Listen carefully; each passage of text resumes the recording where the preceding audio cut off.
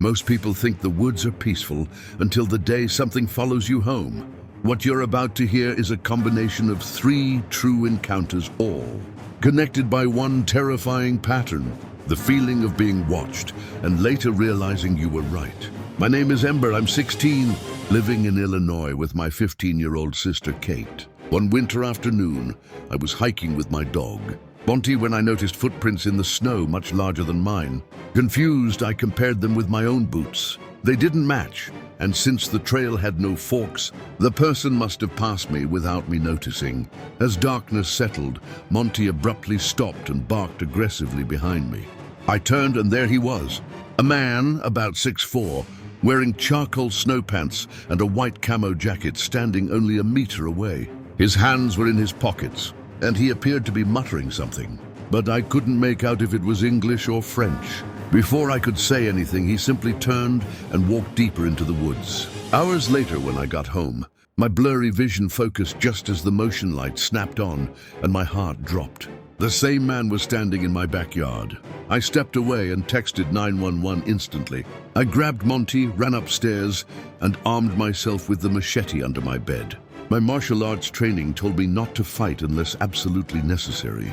I sat guarding the door as Monty growled. When suddenly his barking exploded, the man was right outside my bedroom door. A shadow moved under the crack. Minutes felt like hours, but the door never opened.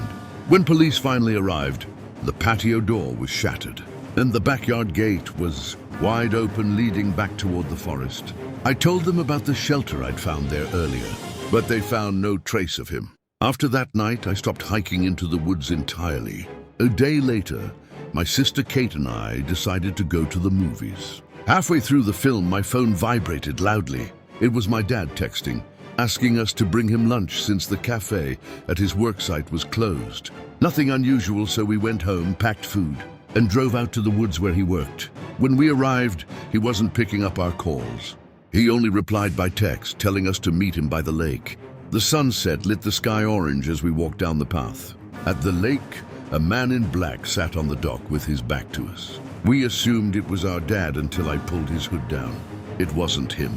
He spun around, holding my dad's stolen phone, waving it in the air with a deranged smile. Before we could react, he lunged and grabbed Kate. I managed to pull her free, and we sprinted to the car. The man chased us, stomping through the snow. Getting closer, but we made it inside and sped home. When we arrived, both our parents were there. Our dad was furious. He said his phone had been stolen earlier. Police tracked it by IMEI and found it discarded on the dock. We thought the nightmare was over. But at 1 a.m., I got a chilling text from an unknown number.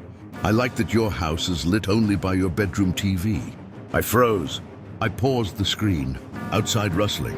My room is on the 2nd floor. I peeked through the blinds. The man was standing there, smiling, aiming a gun at my window. Glass exploded everywhere as he fired. My parents rushed in as we barricaded the room and called 911. Police later found a small ear tag attached to our car tire. That's how he tracked us home. Months passed with no arrest, but thankfully, he never returned. My name's not important, but this happened during peak COVID in 2021.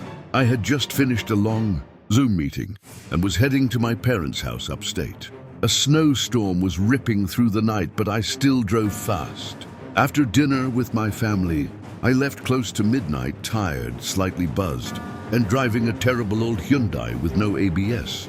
On an empty road surrounded by forest, my car skidded on a curve and slammed into a snowbank near a tree. I called roadside assistance, 40-minute wait, then phoned my dad to come to me. While waiting, I suddenly heard footsteps in the snow, then a strange, wet slurping sound from the tree line. I called out, "Hello," but got no response. Nervous, I got back into the car. Seconds later, something hit the passenger window hard. I stepped out again, and this time found boot prints circling my entire car, leading into the woods. Drops of blood trailed beside them. I grabbed my 9mm from the glove box and followed the tracks. The blood splatters grew heavier, leading to a dark shape in the snow. I turned on my phone's flashlight.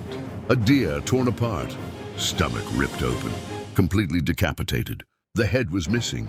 Panicking, I hurried back to the car. But when I opened the driver's door, I nearly collapsed. The deer's severed head had been placed inside my driver's seat, positioned to face me. Someone had put it there while I was gone. I ran down the road until I saw headlights my dad's car. He didn't believe me at first, but when we returned, the footprints were still there. The deer's body was gone, dragged into the woods. Only a large stain of blood remained on the seat where the head had been. The tow truck arrived, and I decided not to involve the police. I was exhausted, and honestly, I doubted they could do anything. To this day, I have no idea who was in the woods that night or what they wanted. 3 different people, 3 different nights. But one terrifying truth: the woods are never truly empty. Sometimes something watches you. Sometimes it follows you home, and sometimes it gets close enough to touch.